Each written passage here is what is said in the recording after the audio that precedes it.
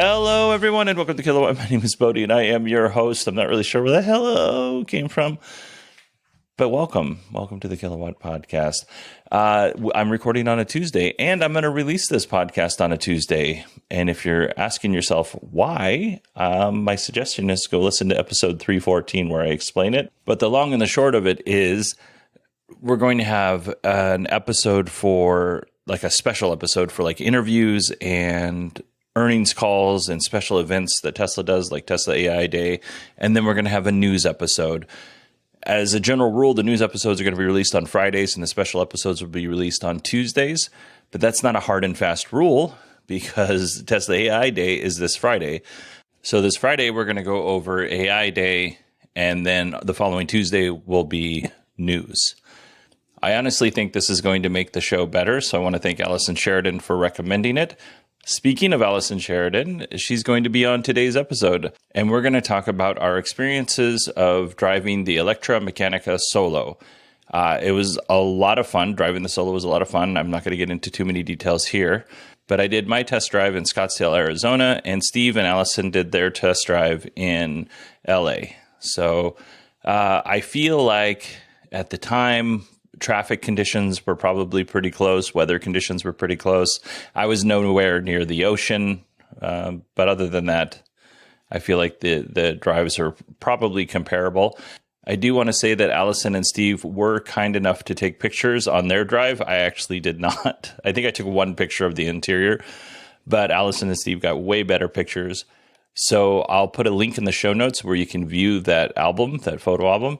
And then Allison also kindly included a YouTube video showing the ElectraMecchanicaSolos being made. So I'll put that link in the show notes as well. And we're going to get to the interview, I promise. But before we do that, I want to recognize and thank Stephen for going to patreon.com/kilowatt and becoming a patron. Stephen, thank you so much. I really appreciate you for doing that. If you have any questions, feel free to reach out to me. It's Bodie, BODIE, at 918digital.com. All right, folks, let's go ahead and jump into our interview with Allison Sheridan on the ElectraMecchanicaSolo.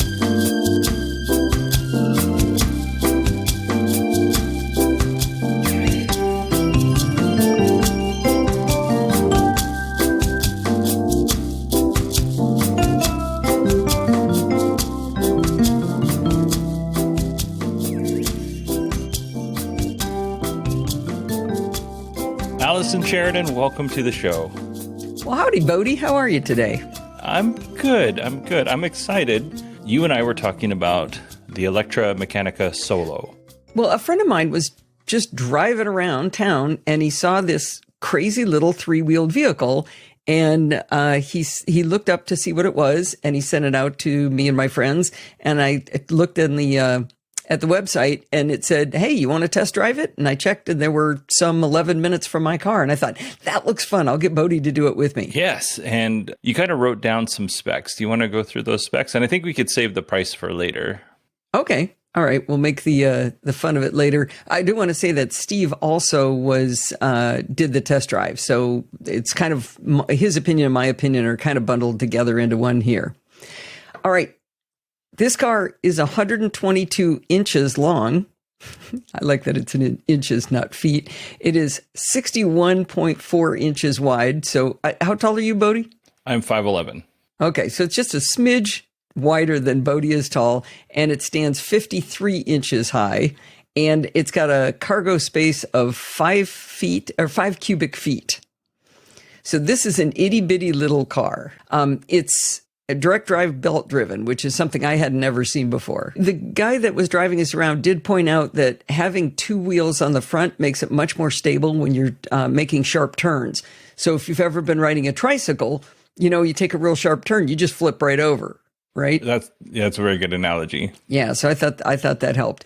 By the way, we will take this moment to tell people that I've created a shared photo album where you can look at pictures of it. I made it public, so Bodie will include a link to that in the show notes, so you'll be able to go look at the pictures as Steve and I were poking around in it. And this car is so little, Steve took a picture of it from above. So he's like 5'10", and he was able to hold his phone up in the air and take a picture of the entire car from above it. That's how little this thing is. Yeah, I actually the gentleman that helped me with my test drive, he was actually able to reach his hands outside the car, and he couldn't quite touch them. He was probably a few inches away from touching, but he was out of either window. He had his hands on the roof, and they were fairly close. That's pretty crazy. Yeah. Yeah, you know more about batteries. Why don't you talk about the battery that's in this car? So this battery is a 17.3 kilowatt hour liquid cooled lithium ion, nickel, cobalt. Is it aluminum for the A? That's why I had you read it. Okay. Yeah. It takes about 11 hours to charge this bad boy to full just on a regular 110 socket that you'd find here in the United States. Think about that, 11 hours. That's like you get home from work, you plug it into 110, and you get up in the morning, you can go another 100 miles. Yeah. And it does have a range of 100 miles, so that ends up working out. It only takes 3 hours if you're on a 220 outlet. So that's pretty good. And it takes a regular standard J1772 connector. Right. Or you just plug it into the wall, right? Right. Or I guess that's the one end that goes into the car. The car, yeah. I took a picture of the charge port. It's really adorable. It's underneath the license plate. And in order to explain how small this area is, I have to explain one other thing. The guy explained to us that because it has 3 wheels, the solar registers as a motorcycle. So that means you'll be insured for a motorcycle, which is cheaper than an automobile, but you won't need to get a motorcycle license. The reason I bring that all up is the license plate is, I thought it was like they just had a little fake plastic plate on, like a little toy plate, but it's a motorcycle plate. So it's that little bitty thing. It's like the size of a small Kleenex box, and you flip that up, and underneath that is where the charge port is. And I took a photo of that for the show notes. Yeah, even with the license plate, I had the same thought. I was like, I know it's registered as a motorcycle, but it didn't. The license plate did not look like a standard motorcycle license plate. It just looked very strange to me. It just looked off a little bit. So I didn't know if it was decorative or not, just because this was a test drive. No, that was the real thing. So back to the charging the battery, and I always get confused on this, the level 2 and fast charger, supercharger, all that nonsense. It just makes my head spin. Can you charge this kind of car on a DC fast charger?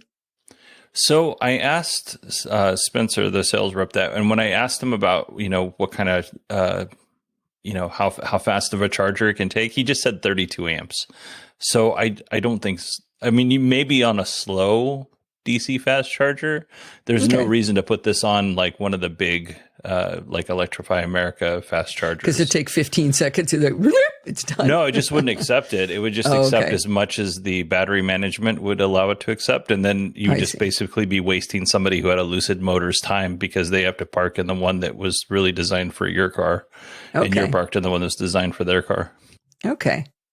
So for 100 miles is perfect for a commuter car for most people, I would think. When you talk to salespeople, Spencer seemed like a pretty honest guy, but you never really know. But he was saying that there was a person that lives in Apache Junction, which is really far east of where I'm from, and she drives to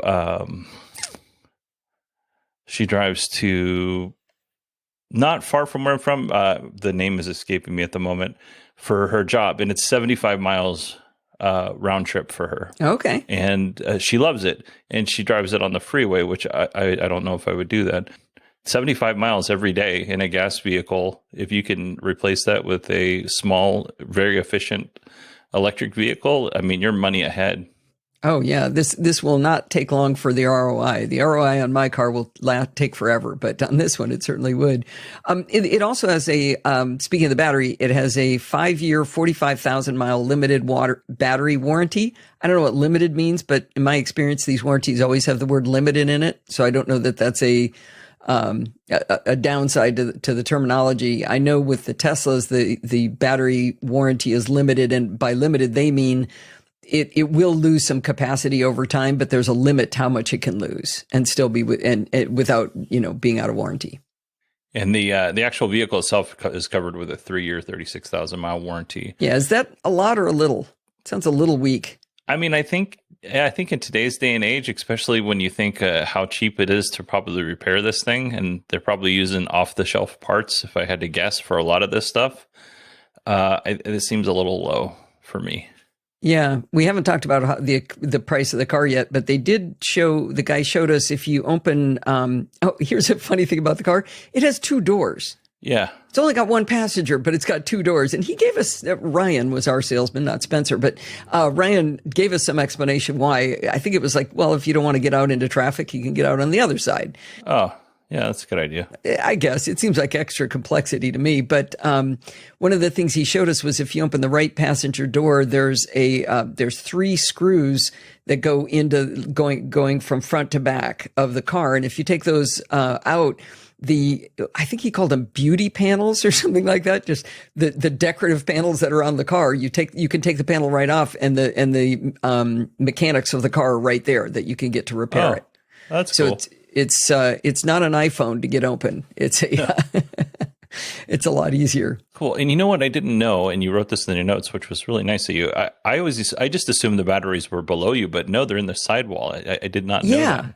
Yeah. So, see, Ryan was better than Spencer. So you sit down pretty low in this car, but then you know how there's like a little well you step over to get into a car. That's where the batteries are. They're all along the sides of it. And so you probably still have a nice, really low center of gravity, which is great for making turns a little more stably. If stably is a word, more stable. Anyway, but they're not underneath you. Right. And I don't know how that would be just a kind of like overall driving experience, because you're already really low to the ground. Maybe you don't want them directly underneath you. Maybe it's an advantage to have them, like you said, in the sides. Yeah. Well, let's see. We're not ready to quite get into the driving experience, but another funny thing is Ryan pointed out, did you notice there's no rear view mirror? Yes. And we went, what? That's not possible. How could you do that? And he says, well, think about it. What would it be looking at? It'd be looking at your big forehead. That's all it would be able to see, because you're right in the view of looking out the back of the car. So they even had, they have a big QR code on the back window, or on the back of the car. There is no, in fact, there isn't a window, I think, right? There's no back window at all. There's a window, but it is covered with the QR code. So when I did my test drive, because this is actually something that I wrote down, so it works out. When I did my test drive, we were parked at a light, and it's in downtown Scottsdale on a Saturday. And to give you an idea, it took me over 20 minutes to find a parking space at the Scottsdale Fashion Square Mall. That's how busy this area is. And it's a huge mall with a lot of parking. But anyway, we were parked. There's a ton of traffic. You're in this little bitty vehicle, and there's a lady behind me in a Toyota, and I see her phone up, and she's just creeping. Like the car's just continuing to creep. And I was like, lady, you're getting way too close. And she's trying to scan that QR code through her windshield. Oh, that's funny. Yeah. Okay, that's hilarious. I love it. It definitely is a car that catches attention. I can say that for sure. Let's jump into the interior of the car. Actually, I want to correct you. I took some pictures inside of the car, inside the mall, where they had it sitting out like in the hallway, and there is no rear window. There's no rear window. Oh my goodness. Okay. Well, that shows what I know. Yeah, well, what would it be for? You can't see through it, so it's basically a trunk. I wanted to say though, before he opened it up, I could look down and see in that little cargo space in the back, but maybe that's just a bad memory on my part. Yeah, you hallucinated that. I did take a picture. The guy put his laptop inside the trunk so you could get a feel for how big it is. It's really tiny. You could probably fit one like a 6-pack cooler in there. Yeah. Yeah, you couldn't fit a pizza box. Well, pizza box is an interesting thing that you bring up. There's no trim options on this car, but there's a cargo version of the car being custom made, and it's being custom made right now for Pizza Hut. Oh, yeah. And Pizza Hut's idea is that you would be able to drive this car and deliver a bunch of pizzas, but they wanted the trunk to be sealed from the driver. So what they did was they build the car up. Right now the car slopes down, but they build it up into kind of a square back. And so you could put like 5 pizza boxes in there. So you can fit the width of hopefully a large pizza in the back of the trunk. But they've bought 5 of them, I think, and they're going to be testing them out to see if it's a good vehicle for doing little city drives. Oh, that's cool. That's Yeah. cool. And we should say, like, even though there's no rear view mirror, there is a backup camera. And then because the car is so small, even with the tiny mirrors on the side, you still get a really good view of what's around you. So it's not, if people are concerned that there's no rear view window, that it's not that big of a deal. When I was driving, I was worried about the blind spot because you don't have a rear view camera or window, so you can't see behind you while you're driving. But the guy had me adjust the mirrors ahead of time. And the way he did it was he stood behind the car and he held his hands out on either side. And I could see his fingers on both sides at the same time, which gives you a little bit of your idea of the width, right? So I adjusted the mirrors to where I could see them in a little tiny bit of the side of the car. When I was driving it, I was driving at one point where it was a 2-lane road, and so there was somebody to the right of me and behind me, like maybe a car length and a half behind me, and they were on the right. I could see their entire car in my left-hand side view mirror, the entire car. So you can see virtually, I mean, unless somebody is standing behind you with their arms down at their sides right up against the car, you can see everything else. Yeah, it was crazy. Let's jump to the interior. When I looked inside of it, it was very simple, very bare bones on the inside. What were your thoughts? It felt like a regular car to me. It did not feel junky or cheap at all. In fact, I made a note of I took a picture of this too, put it in the show notes. They had little red stitching on the seats, a nice little touch. It didn't feel fancy. It was a mechanical thing to pull your seat forward and back. And it had a radio, which I thought was, I haven't had a radio in a long time. But it was like a JVC radio that you would buy at Radio Shack in the old days and put it into your head unit, not the built-in one. It looked kind of funny, but it had a real nice display in front and center with, your speed. And I forget what else was on it. I took a picture of that too. But it was a nice bright display, right? Yeah. It looked really good. It had very nice dials to turn the temperature up and down and change the air conditioning rate. And they were kind of like almost like a gear. So real tactile, you could grab them. And that's one of my complaints with my car is it's all done on the touchscreen, and I would rather not have that. There's no touchscreen in this car. That's not the kind of car it is. But I was curious, you're a lot taller than I am, and I'm really short in the seat for my height. How was your headroom in that car? Fine. If I was much taller, I don't know if it would have been a comfortable ride just from the standpoint of legroom. But as far as being in there, if I had a longer body, maybe with the same legs, it might have been uncomfortable, but it was fine for me. Yeah, I definitely did not feel cramped at all. My friend Dorothy, she and her husband Mark is building a plane and has built a plane, and she has to keep her elbows in, when she's sitting in it. The cockpit's so small. I pictured that's what I'd feel like, and I didn't at all. I had my arms wide. No room for a purse. No place to put it under your seat or anything, because there's just nothing, just fall right underneath the pedals. I'm used to putting mine on the passenger side. So what I did was you have access to the trunk. So I just popped it right back there, and I was able to reach back and say if I needed to get my sunglasses. But if it flopped over when I came to a stop or something, I wouldn't be able to reach it. So that was a little bit of annoyance. Yeah. And so my favorite part of the interior of the vehicle was the air conditioning. Like the messing with those dials was actually very satisfying. Yeah. And I thought the best part of being in the car was that felt like they put a lot of work into that. The display, I touched it. Did you touch the display? Because it's not touchscreen. There's no reason why you would. But didn't even think of it. I did touch it, and it felt like you could put your finger through it. But it was nice and bright. So, I mean, you shouldn't be up there thumping on the screen anyway, but it just kind of felt a little soft and squishy. Okay. As compared to what you would normally find in a car. Stop touching things. Did you find that? I know it's a problem. I'm very tactile. Did you find the cup holder? Oh, you know what I did after I got out of the car? I opened the right side door, and it's kind of folded in to the armrest. Right. Did you open it up? I did. What are you thinking? I'm thinking there's no way it's going to hold a drink like that. You're going to be wearing your coffee. Well, not a big gulp. Because No, even if it's just a standard coffee's, liquid's heavy, and I did not feel so. For people who don't know, there's like this little door that you pull down, just like in the 60s, 70s, and part of the 80s, where they had the little ashtrays in the back of cars. There's this little door that you pull down, and then there's these little arms that come out. And then you put your drink in it, and then you secure the arms, and they kind of lock into place. It was it wasn't very well thought out or very well made. Okay. I would not trust it with a drink. Well, I was too busy trying to figure out what to do with my phone. Yeah, I also had that. I put it in the little door, in the little holder in the door. Oh, okay. There's a little slot. Now, I do want to tell you why I was messing with my phone. I was not taking photos or anything like that while I was doing it, but I had a great idea on the trip. I turned on dictation in Apple Notes. So I'm driving along and I test the acceleration and I said, acceleration's really good, nice and snappy, new line.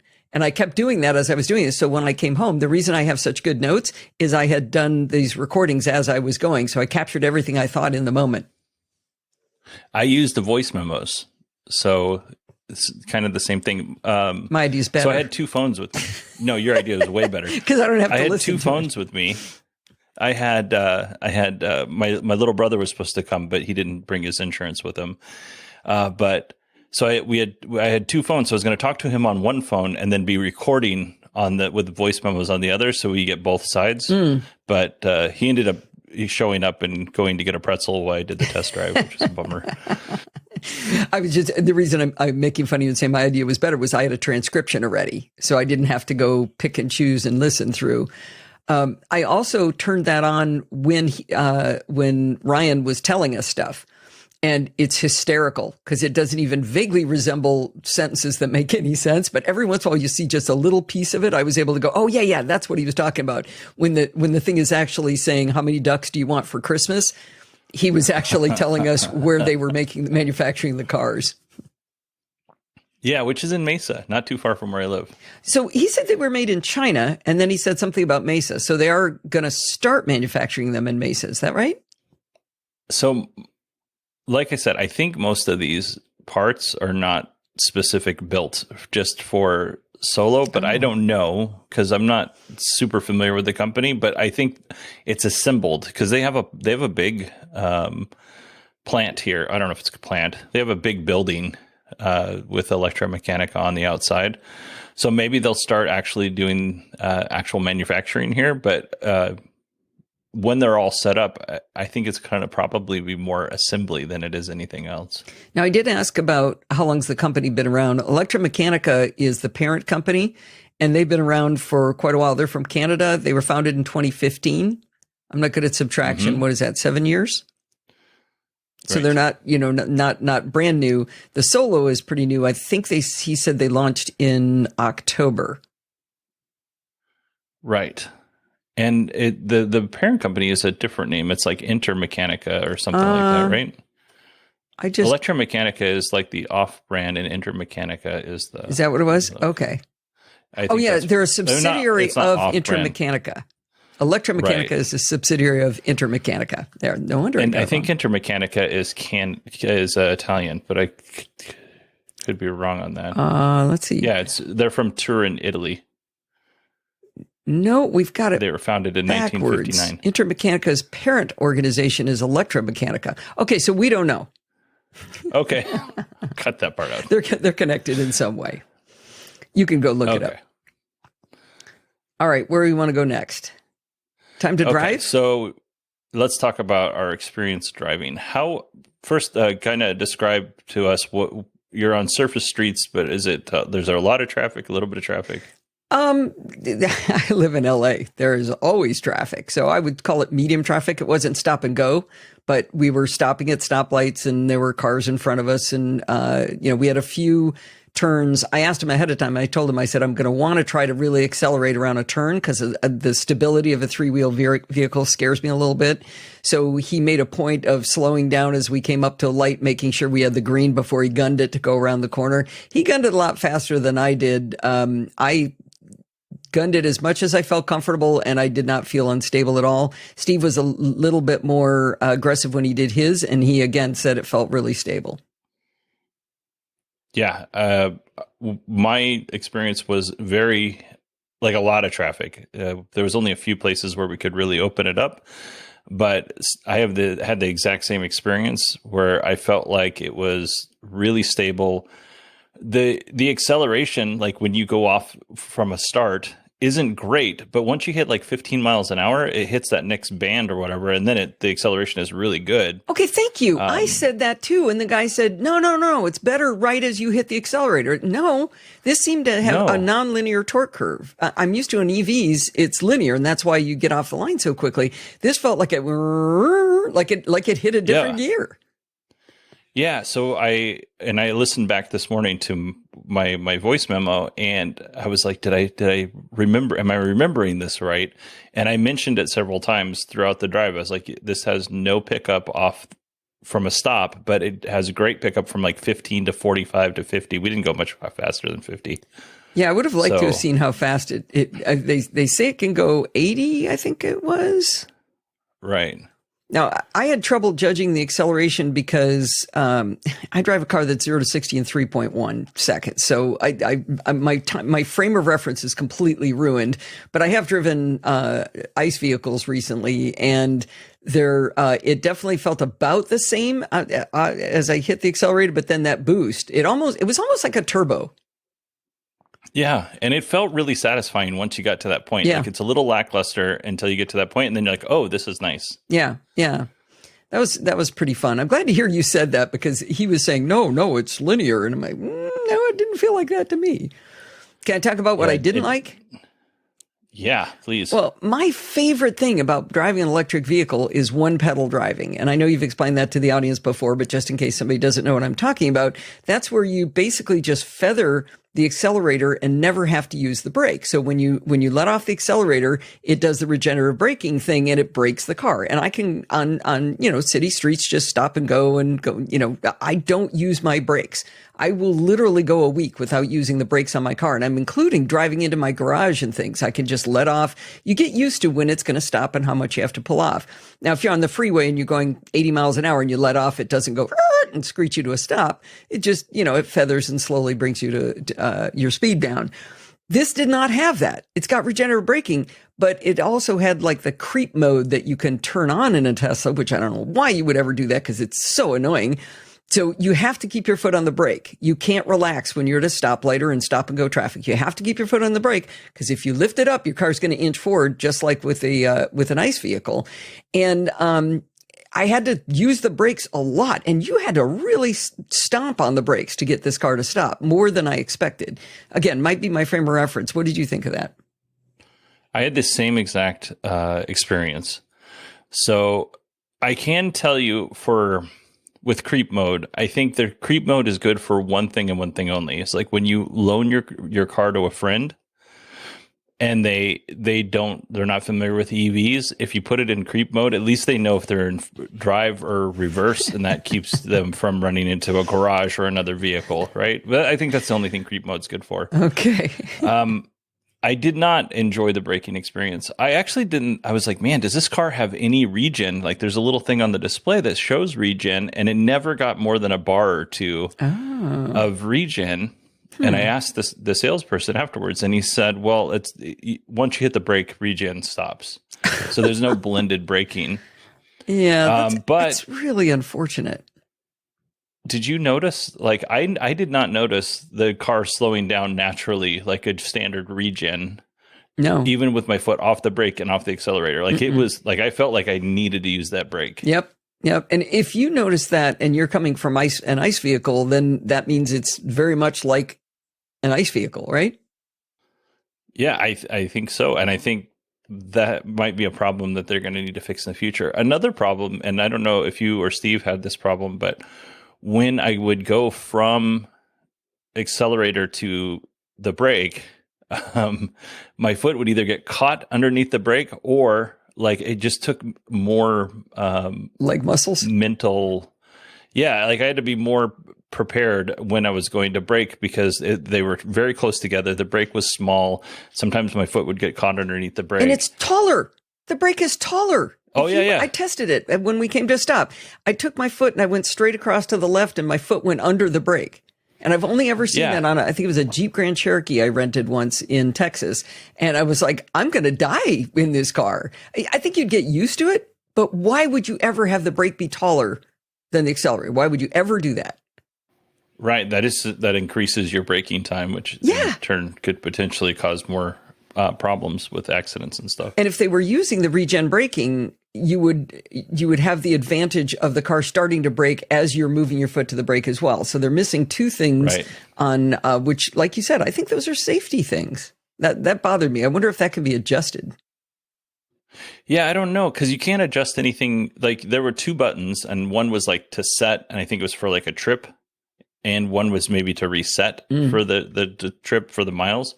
But that was it. Like there was nothing else to set in this car. I don't know if it has an app. I forgot to ask. Yeah, it but I would didn't have not. that app feel, did it? No. And I don't know what you would change anyway. But my drive was it was less than 6 miles. So, and it took about 20 minutes. It was a little less than 20 minutes.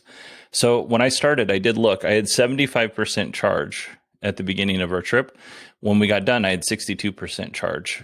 Oh, so wow. that was 6 miles, and we had dropped 13% charge. And yes, I was really hitting the accelerator when we were taking off, but this is a very light car. It shouldn't bump you down 13% in less than 20 minutes, bumper to bumper traffic. But that's kind of interesting. And usually an electric vehicle in bumper to bumper, you're pretty much not using anything when you're sitting still. So the fact that it was 20 minutes is irrelevant, right? The 6 miles is all that should really matter. Yeah, I mean, maybe because you had to hold it, like, because it's trying to creep. Yeah, that's inefficient. Maybe you're holding back on the motor a little bit. I wonder. Yeah, I was quite surprised, really. But and it also could be that their percentage isn't wholly accurate to reality, right? Yeah, like, that's fairly standard not to be accurate, right? Right.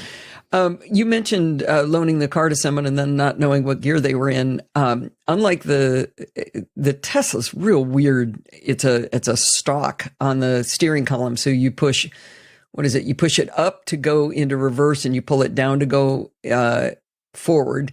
And if I stop to think about it, I can't remember. I have to do it on instinct, which is not what you're really looking for. But on this car, it has a dial that has reverse and neutral and drive. There is no park. And he said neutral is like park, and you put it into neutral and then you press the parking brake button. And then to release it, you have to put your foot on the brake and then hit the parking brake button, and then it's released. Oh, I never did that part of it. Jan did it for me. Okay. Yeah. Okay. Yeah, I thought that was weird too. Not necessarily bad, but you should just be aware of it, especially if you're loaning it to somebody, because they're not going to figure out how to get moving. How did you like the turning radius? I thought it was really good. We did a U-turn, and I went from the inside lane to the opposite direction inside lane, and it was just like whoop. Like I didn't go into anybody else's lane or anything. It just went real quick. It would be really fun to do donuts in that. I didn't check that. I really should have, but it would be fun, like in the parking lot, to do some donuts and see how tight it can get. Yeah, the getting out. So I will say, being so low to the ground made me a little uncomfortable in certain situations. Like in Scottsdale, everybody's got an SUV.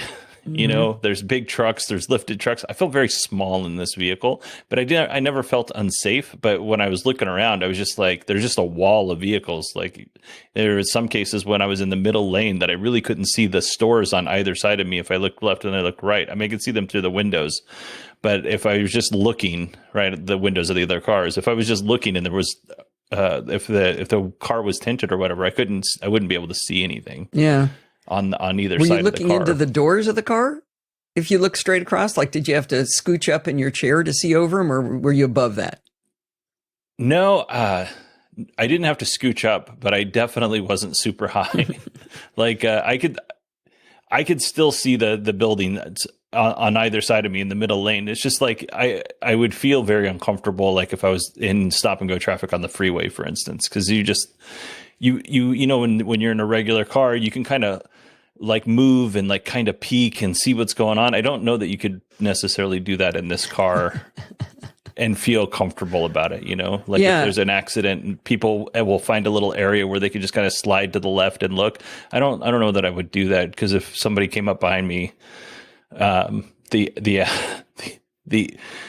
accident might not be survivable. Like, there's no airbags in this thing at all. Oh, really? Is that legal? It's a motorcycle. So because when I looked I looked, because there's airbag symbols, right? So normally you would find them in the A post, you would find them in the B post, probably not in this car, but you'd find them in the A post, like above the door, and then on the steering wheel. And I did not see the airbag symbol for any of those in any of those places. So if there is one, I didn't find it. Yeah, I'm scanning through some Google searches, and no, there are no airbags.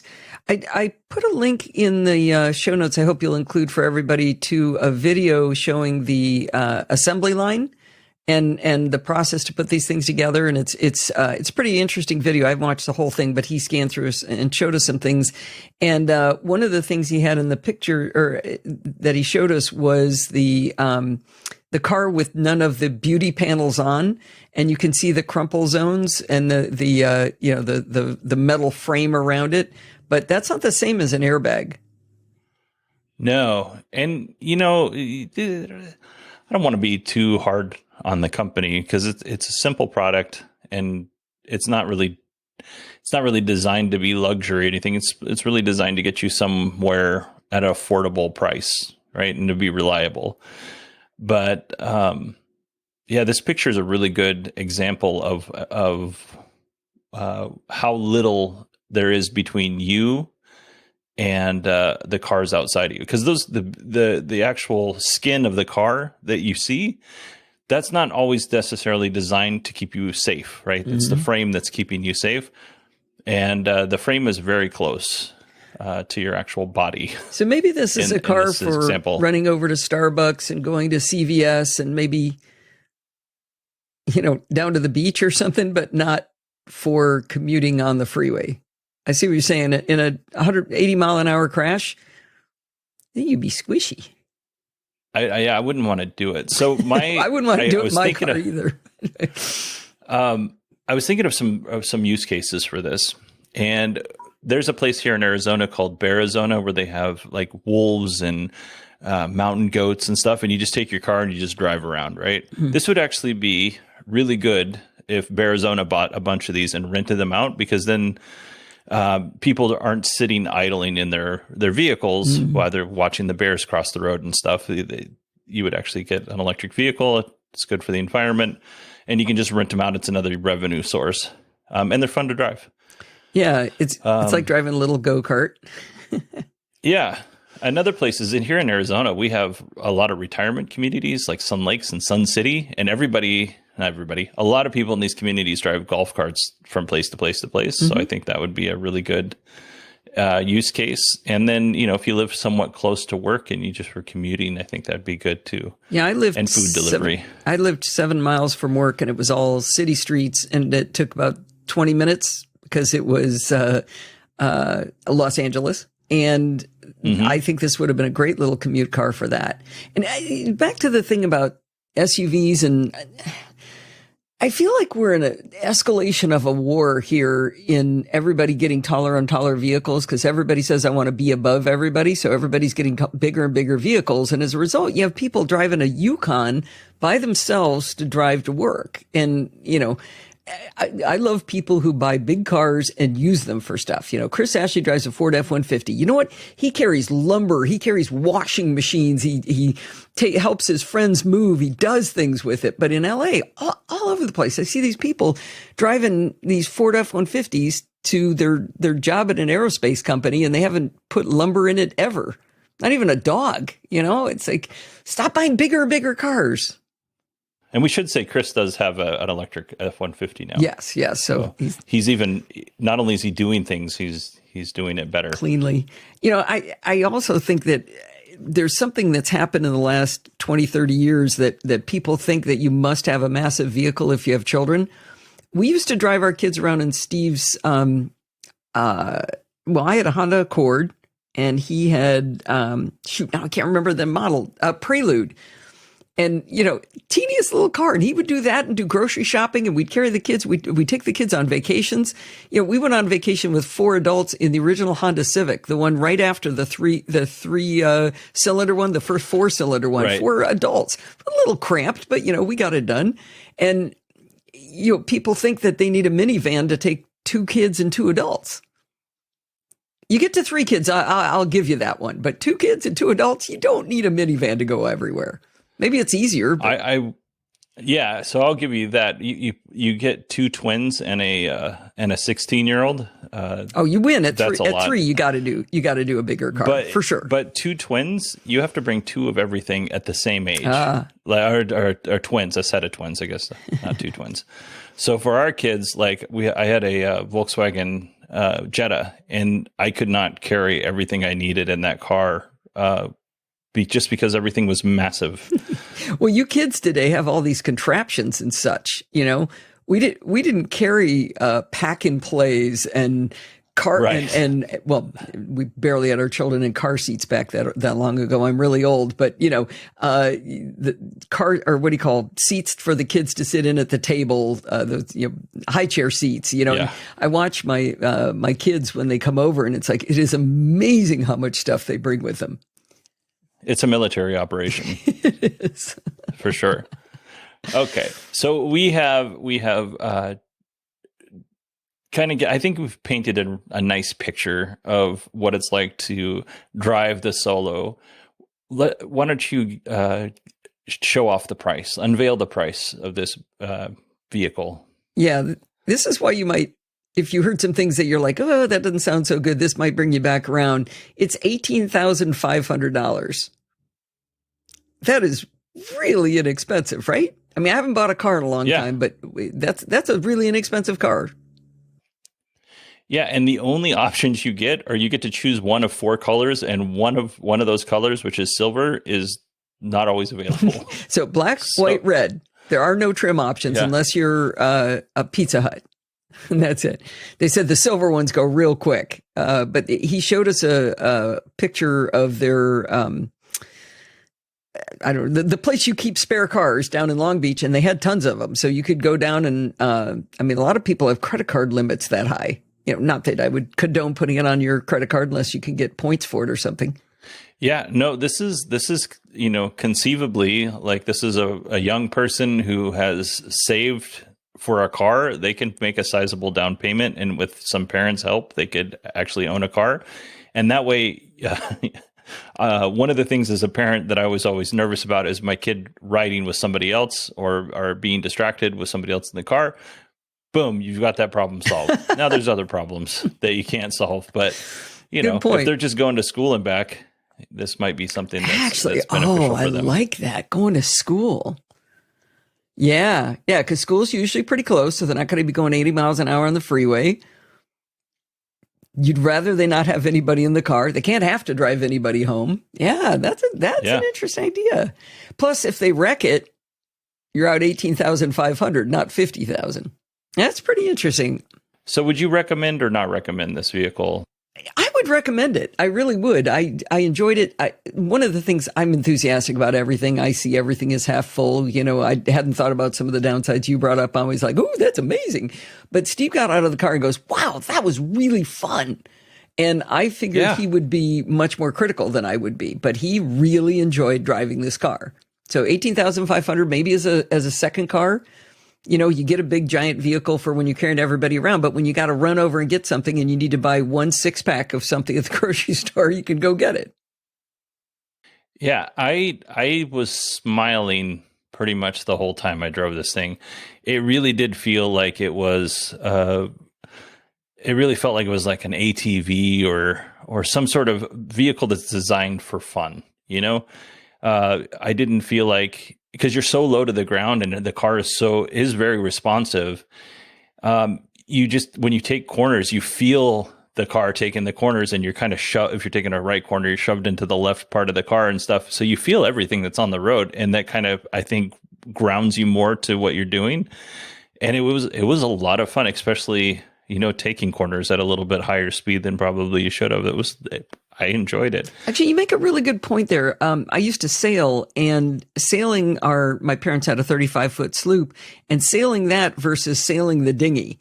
The dinghy, you were involved, because you were directly affected by the waves and directly affected by your decisions on pulling the mainsail in, and when you came about and things like that, you were directly affected.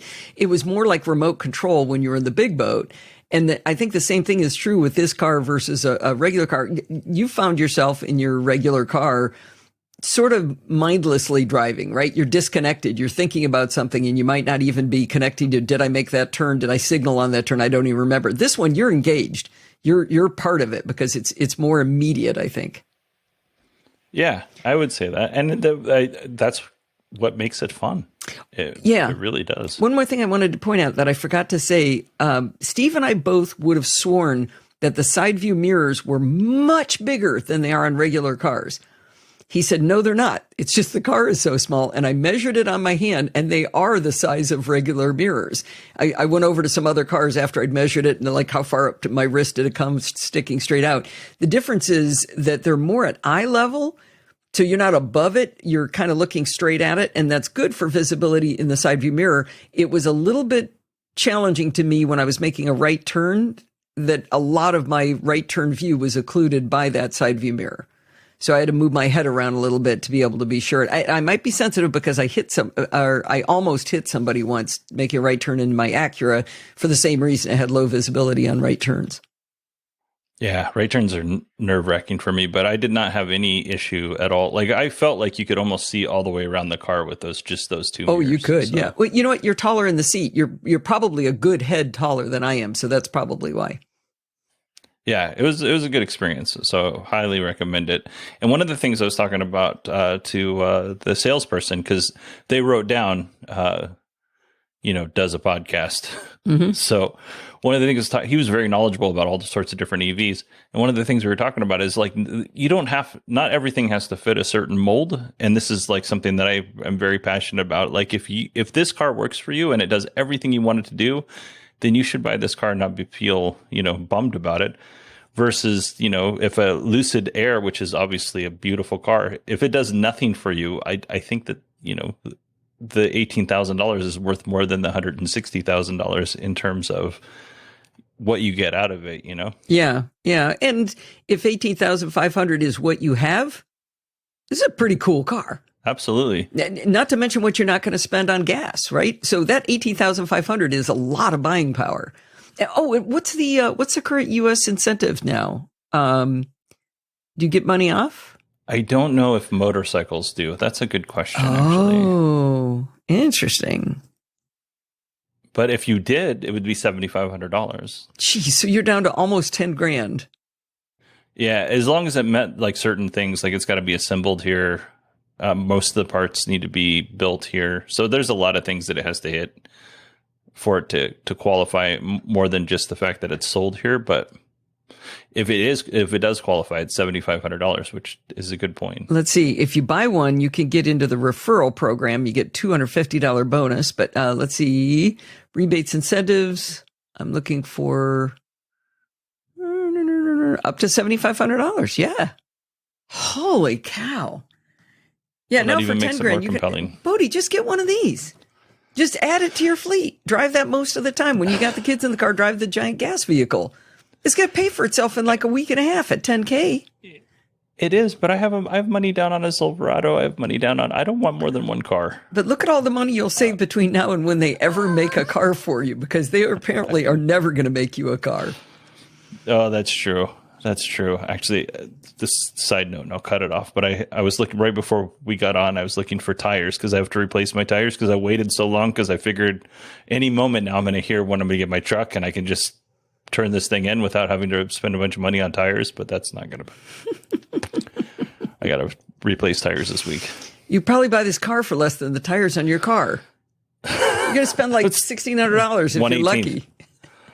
Yeah, 118. I'm not going to put the nicest tires on this thing. I'm definitely no more than 20,000 miles away from a new car. Okay. For sure. Okay. Well, this was fun. It was fun doing it with you remotely, and I know Steve had a lot of fun doing it too, driving this car, the ElecraMecchanicaSolo. Yeah, if anybody buys it, let Bodie know. Bodie at 918digital.com. Oh, stop. Allison, thank you so much. Why don't you tell everybody where to find you as if they don't already know? If you go to podfeet.com, you can find everything I do, like the NosillaCast podcast, a technology geek podcast with an ever so slight Apple bias. Excellent. Thank you, Allison. I appreciate you coming on. Oh, wait, can I plug one other thing? I just did it. Oh, you already talked about it. I did a big thing on the batteries we had put in our house, and you did a great job covering that. But it was, I had a lot of fun writing it up, walking through how they work and making these really cool diagrams that show you how the energy flows between the battery and the solar and the grid. It was really, really fun. Enjoyed learning a lot by having to write that up. Can I make a recommendation then? Because this is how I did it, is I actually listened to the NosillaCast, and then I just followed through. By the way, it's NosillaCast. When you say it with a Z, people can't find it. That's a good point, because it's Allison spelled backwards. It doesn't rhyme with Mozilla. Yeah, it's Allison spelled backwards. Yeah, no, it's a NosillaCast. But I listened. I had the thing up on my laptop, and I just kind of followed it as you went down. Or did both at the same time. Yeah, the pictures really matter in that one. They do, and the little video. Yeah. So, and I'll take this. You know what? When I did this on the show, I actually put two things together. Patrick does Cars with Cords, and he has an article up on his website. And I'll just mention this again about Stormwatch and Firewatch for the Powerwalls. So it's a really good article, and it's a good pairing between the two articles that you both wrote. Cool. I'll have to check that out. All right. Thanks so much, Allison. Thank you.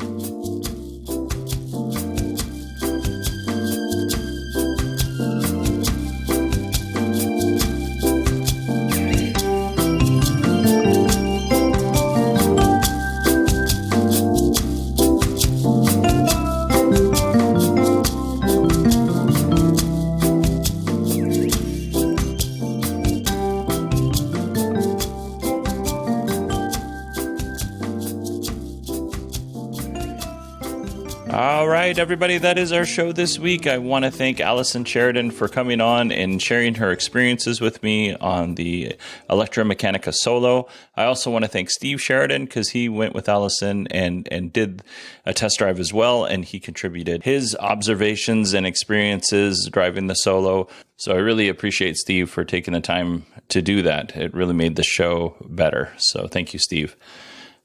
As always, if you want to get in touch with Allison Sheridan, just go to podfeet.com, because everything good begins with podfeet.com. Also, check out the show notes, because there will be links to Allison's website, Steve's YouTube page, the shared library, and the video showing the production of the Solo. All right, everybody, that is it for me today. On Friday, we're gonna go over Tesla AI Day. I'm really excited about this. I'm really stoked to see what Tesla is up to. Also, as a quick side note before I let you go, if I owe you an email, I'm so behind on all of my communications. I'm probably 5 days behind on getting back to folks. So if I owe you an email or a communication of some kind, today and tomorrow I'm going to start clearing that backlog. So I apologize about that. Okay.